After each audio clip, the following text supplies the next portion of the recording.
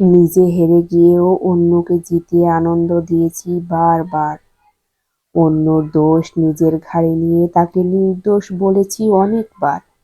এমন অনেক পরিস্থিতি ছিল যেখানে আমি কিছু মানুষের ভুল ভাঙিনি কখনো। নিজেকে নির্দোষ প্রমাণ করার সুযোগ থাকা সত্ত্বেও সত্যিটা সামনে আনিনি। কেউ যদি আমাকে হারিয়ে আনন্দ পেতে চায় আমি তা হতে দিই। তারপর তার আনন্দ দেখে আমি নিজেও আনন্দিত হই। আমার জন্য যদি কেউ উপকৃত হয় তবে তার দোষও নিজের ঘাড়ে নিতে রাজি আছি আমি। আমি দুর্বল মনের মানুষ না, বরং আমি অন্যর হাসি আমার বেঁচে থাকার কারণ। আমি কারো মনে কষ্ট দিতে চাই না। আমি চাই আমার দ্বারা যেন কেউ কষ্ট না পায় কখনো।